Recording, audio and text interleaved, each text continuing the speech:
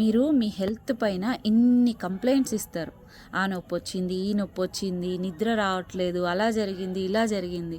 సరే, ఎప్పుడైనా ఒక్కసారి ఇన్ని కంప్లైంట్స్ ఇస్తున్నారు కదా, దానికి రీజన్ ఏంటి అని ఎప్పుడైనా ఆలోచించారా?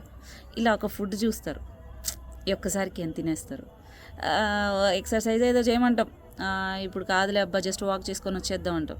ఈ టైంకి నిద్రపోవాలి అంటాం, ఆ టైంలోనే పని పెట్టుకోవడమో, సిరీస్ పెట్టుకోవడమో, ఫోన్లు పట్టుకోవడమో ఏదో ఒకటి చేస్తాం. ఇప్పుడు ఏదైనా ఒకటి మనకు జరగాలి అంటే వై అని క్వశ్చన్ చేసుకున్నారా ఎప్పుడైనా?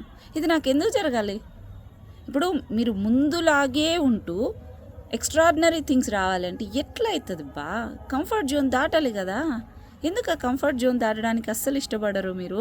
ఇప్పుడు ఒకరిని చూస్తారు, వా ఎక్స్ట్రాడినరీగా చేంజ్ అయ్యారు, వాళ్ళు ఎక్స్ట్రాడినరీగా వాళ్ళు మారారు అన్నప్పుడు వాళ్ళు ఎంత కష్టపడ్డారు అనేది ఎందుకు చూడరు? ఇప్పుడు ఫర్ ఎగ్జాంపుల్ ఇప్పుడు మా ఇల్లే ఉంది, ఆ ఇల్లు చూడు, వీళ్ళు బిలో మిడిల్ క్లాస్, అరే వీళ్ళు బిలో మిడిల్ క్లాస్ నుంచి ఇక్కడ వరకు రావడానికి ఎంత కష్టపడి ఉంటారు, ఆ కష్టం తీసుకోవడానికి ఇష్టపడరు.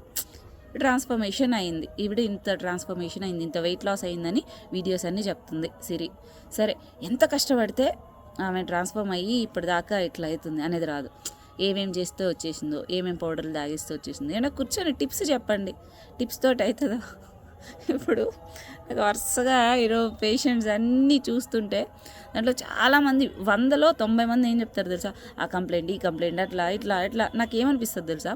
ఇప్పుడు ఇద్దరు, సింపుల్గా ఒకటి చెప్తా, ఒక పార్ట్నర్ని చీట్ చేస్తూ, మోసం చేస్తూ ఆ రిలేషన్షిప్ అనేది సక్సెస్ అవ్వాలి అనుకోవడం ఎంత అమాయకత్వమో.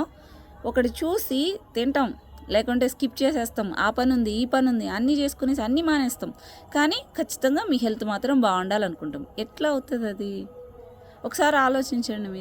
మీరేం చేస్తున్నారు దానికోసం? మీరు ఏం మారుతున్నారు? ఇప్పుడు ఇంత చెప్తా వింటారు, మోటివేషన్ అంతా వింటారు, మళ్ళీ ఒక ఫుడ్ చూడగానే ఆగరు, పోయి తినేస్తారు.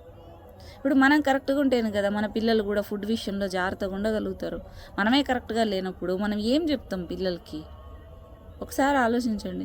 ఏదైనా మీకు జరగాలన్నప్పుడు ఒకసారి ఆలోచించండి, వై మీ, నాకెందుకు జరగాలి, నేను దానికోసం ఏం చేశాను?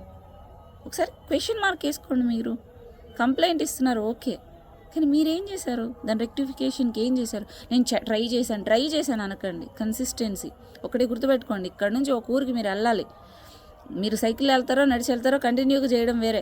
ఆగి ఆగి ఆగి ఆగి అన్నీ చుట్టుకొని చూసుకొని పోతా అంటే నీకంటే నడిచే వాళ్ళు ముందు వెళ్ళిపోతారు. కన్సిస్టెన్సీ అనేది ఇంపార్టెంట్, గుర్తుపెట్టుకోండి. మీరు కంప్లైంట్ తర్వాత ఇద్దరు, మీరు ఏం మిస్టేక్ చేస్తున్నారో అది కూడా రెక్టిఫై చేసుకోండి.